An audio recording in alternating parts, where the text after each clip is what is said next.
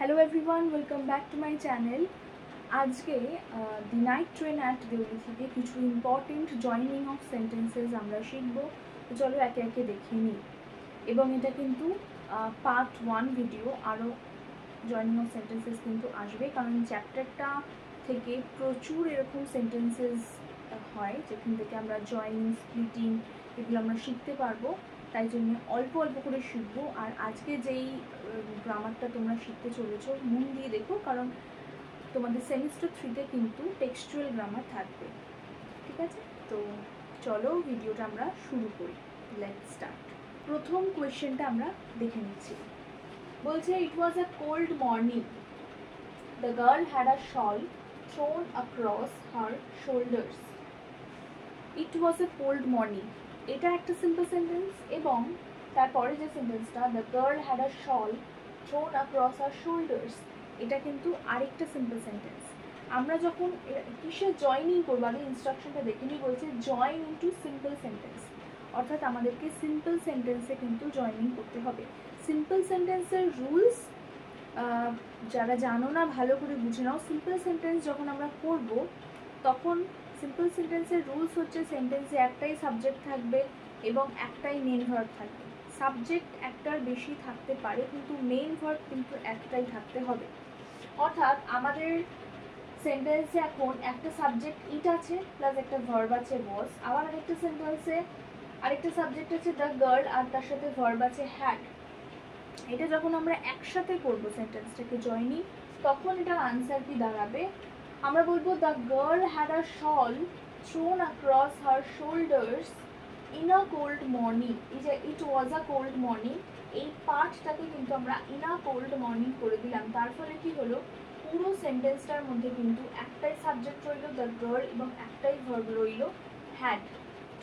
আর এই বাকি এই পার্টটাকে কিন্তু আমরা ইন আ কোল্ড মর্নিং করে দিলাম।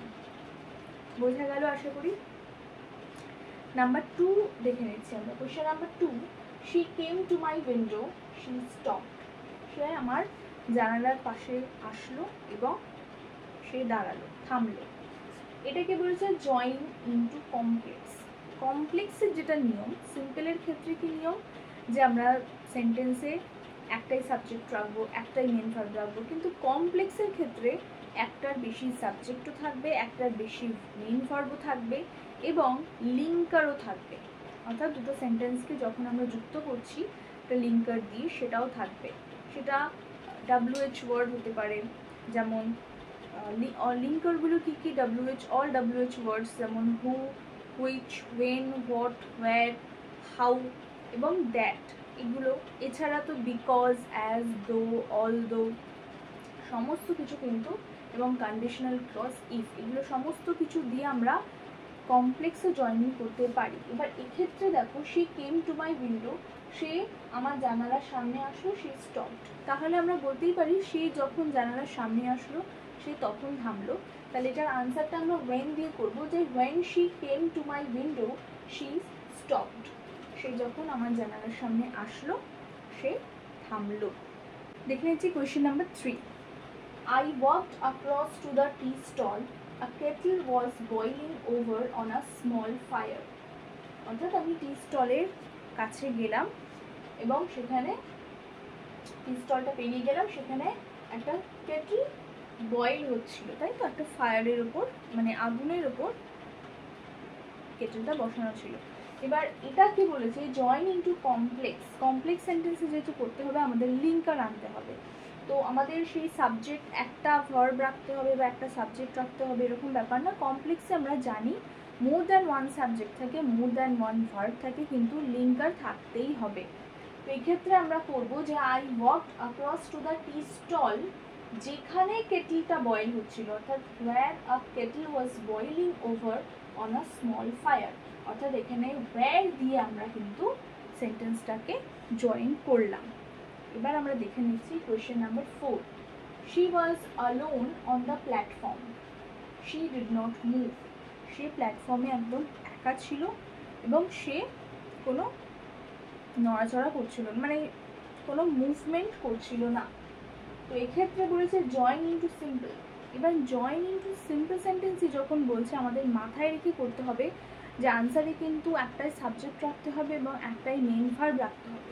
তাহলে এই যে শি ওয়াজ, অর্থাৎ এই ওয়াজটা একটা ভার্ব আর এখানে ডিড নট মুভ একটা ভার্ব, তো এক্ষেত্রে আমাদের কিন্তু যে কোনো একটা মেইন ভার্ব রাখতে হবে। তাহলে আমরা কি করব, মাথায় রাখবো যখনই জয়নিং এর ক্ষেত্রে এরকম বি ভার্ব আসবে এবং সিম্পল সেন্টেন্সে করতে বলা হচ্ছে, সেখানে এই বি ভার্বটা কিন্তু বিং হয়ে যাবে, ING.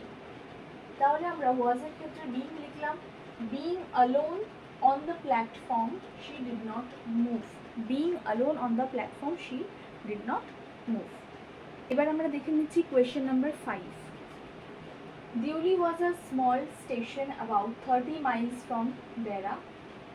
It marked the beginning of the heavy jungles of the Indian Terai. Join into simple sentence. Join into simple, যেহেতু সিম্পল সেন্টেন্সে আমাদের একটাই সাবজেক্ট একটাই ভার্ব রাখতে হবে, তাহলে আমরা এই সেন্টেন্সটা কিভাবে করব। ফার্স্ট অফ অল, এই যে দেউলি ওয়াজ এ স্মল স্টেশন, এই পার্টটাতে আমরা ওয়াজটা কেটে দেব, ঠিক আছে, এই ওয়াজটা কিন্তু কেটে দেবো আমরা, এবং এটা হয়ে যাবে দেউলি আ স্মল স্টেশন, এখানে একটা কমা হয়ে যাবে, a small station about 30 miles from Dehra, আর এই পার্টটা কিন্তু কমা করে দেবো, এই ইটটা কিন্তু কেটে দেবো। Mark the beginning of the heavy jungles of the Indian Terai, অর্থাৎ Deoli a small station about 30 miles from Dehra marked the beginning of the heavy jungles of the Indian Terai. এটা হচ্ছে আনসার। আজকের ভিডিওতে আমরা এই 5টাই গ্রামার শিখলাম। যেটুকু শিখেছো সেইটুকুনি নোট করো এবং বোঝার চেষ্টা করো, এবং আরও কিন্তু আমরা শিখতে চলেছি। নেক্সট ভিডিওসে তোমরা পাবে আরও কয়েকটা গ্রামার শিখবো, জয়নিং শিখবো, স্প্লিটিং শিখবো চ্যাপ্টারগুলো থেকে। ভিডিওটা ভালো লাগলে অবশ্যই কিন্তু তোমরা ফ্রেন্ডসদের সাথে শেয়ার করে দিও এবং চ্যানেলটা সাবস্ক্রাইব করে রেখো। Thank you so much.